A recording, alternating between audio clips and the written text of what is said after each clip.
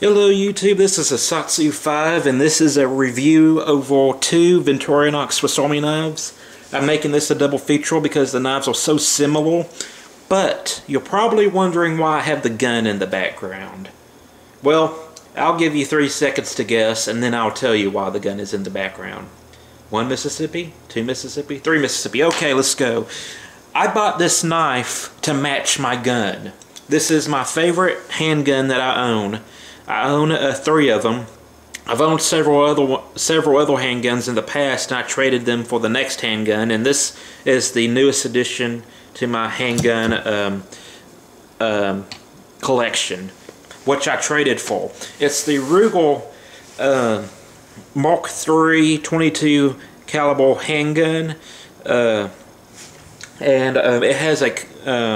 I customized it. I got a pack light upper for it, which is very lightweight and has the threaded barrel, and the silver ALOX handle scales came with the gun, and I think that's so cool. I love the handle scales on this gun. That's part of the reason why it's one of my favorites.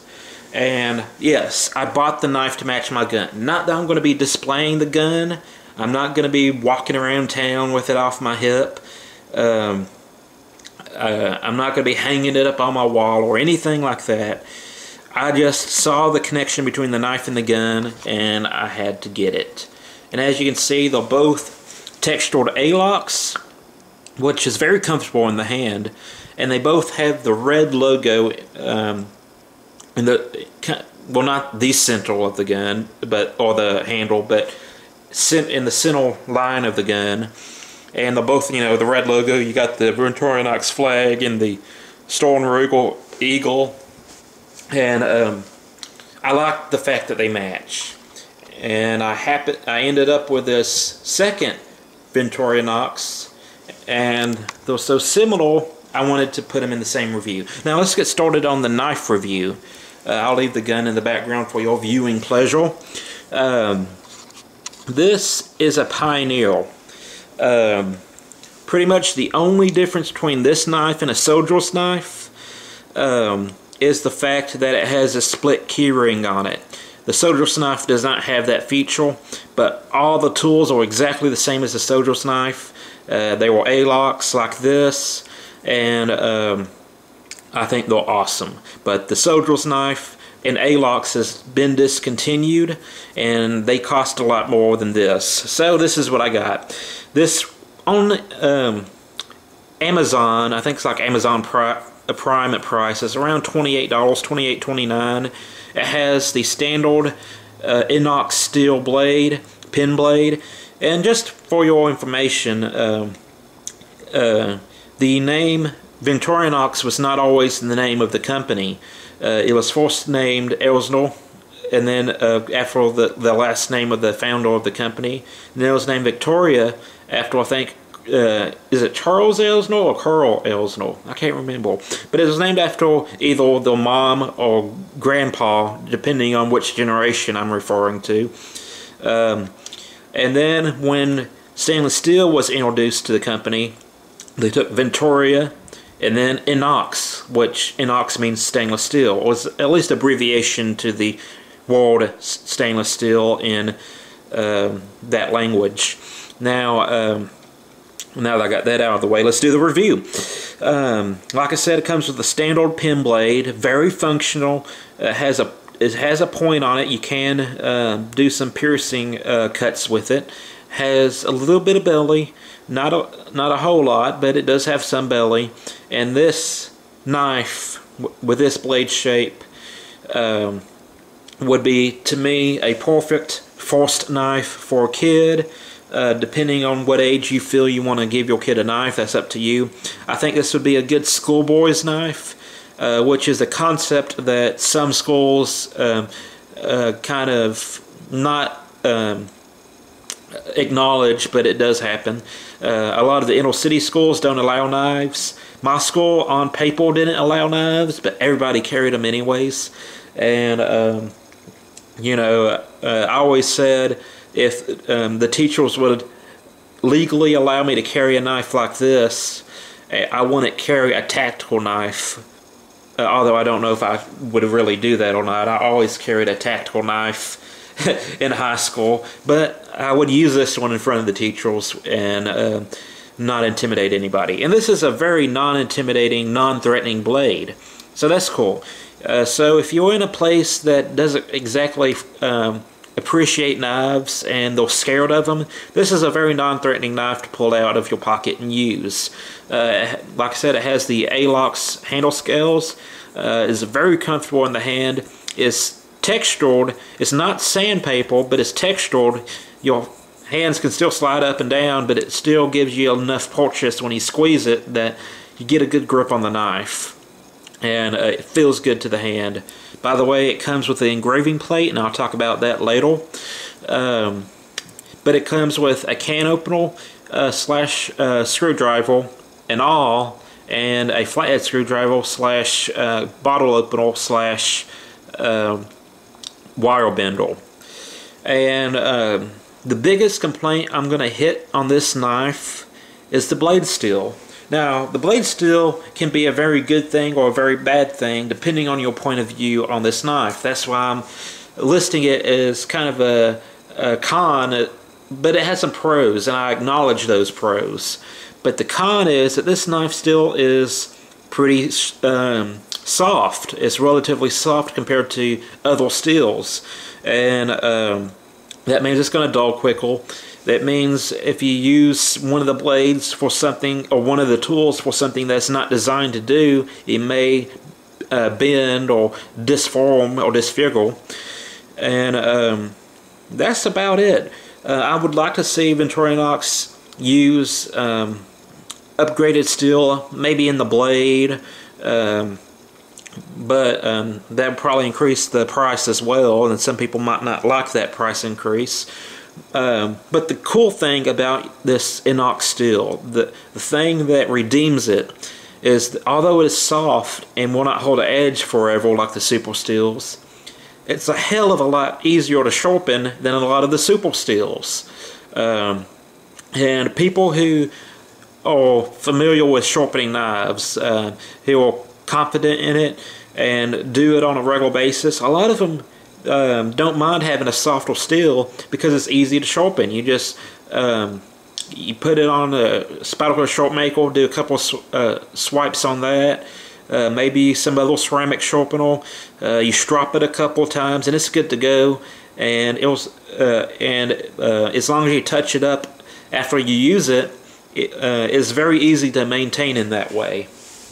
So that's the only bad thing with this knife, is that it's a soft steel, but it's also a good thing depending on your point of view. But I wanted to point that out for you. I also want to say that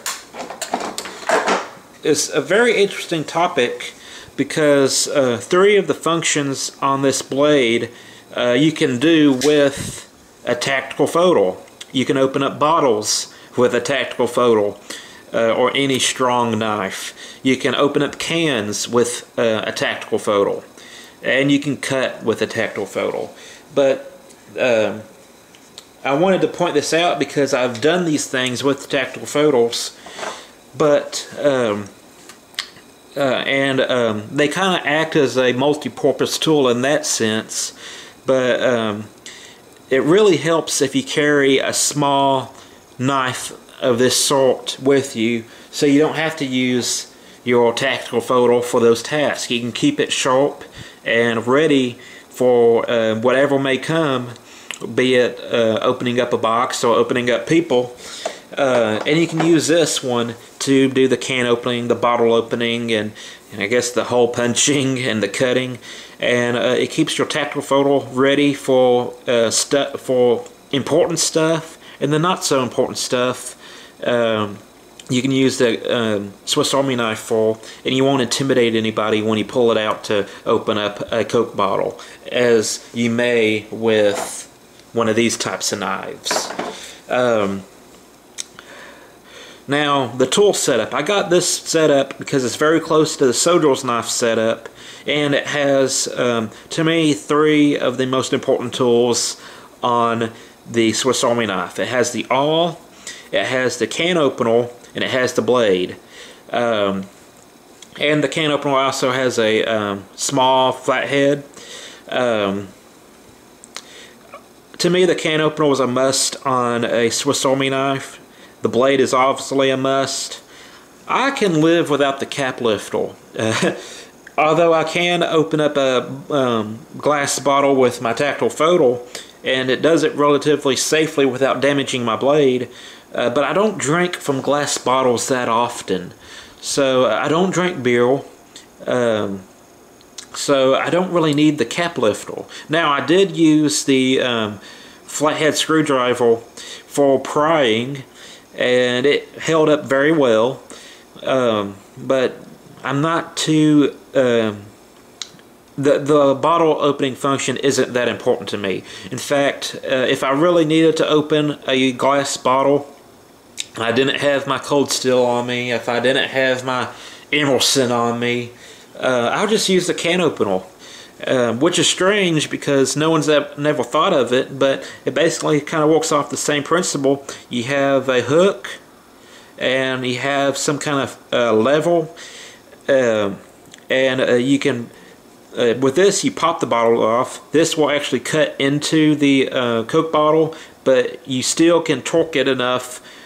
I don't know if torque is the right word, but you can still apply enough pressure with this can opener when you're cutting into the bottle to open the glass bottle. So I can do it with this tool. I've done it before. Is it ideal? No, but I don't really need the bottle opener, and that's where the stories get going to. So I'll stop talking about that. This awl, to me, is a pretty important tool. Not because I'm doing a lot of leather work or punching a lot of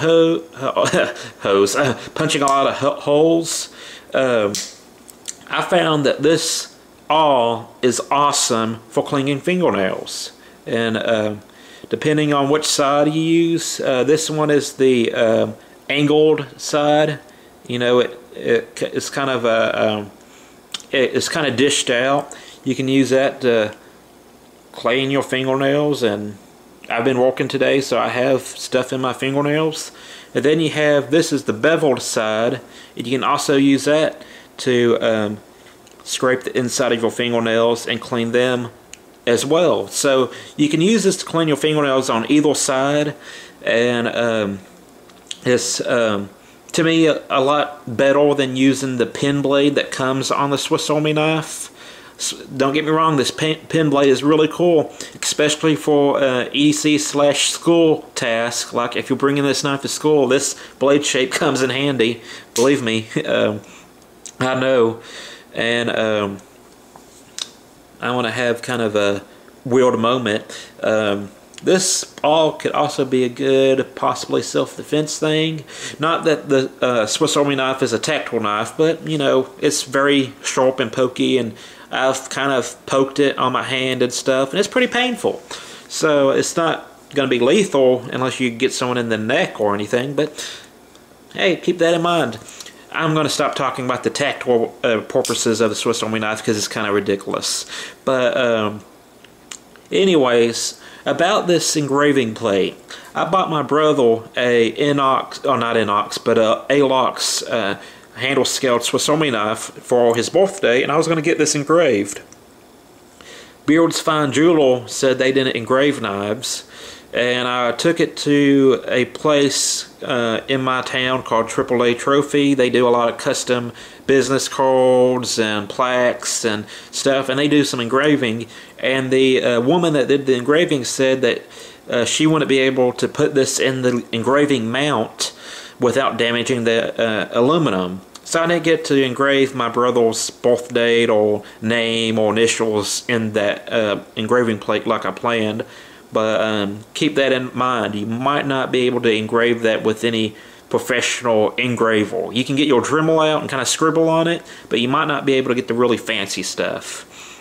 Now let's talk about the other knife. And here it is. This is the Electrician This knife is exactly the same as this knife, except for two features. One, it doesn't have the split key ring, and two, it doesn't have the can opener. It has a sheep's foot blade with a wire scraper. And I originally got this knife from my brother, and then we were talking about Swiss Army knives, and he mentioned that there was another knife with A-LOX handles that he liked better, and he didn't know I was getting this knife for him, but he kind of didn't like this knife, and I was like, oh, he doesn't like the knife. I'll go ahead and buy him the one that he does like, and I'll keep this one.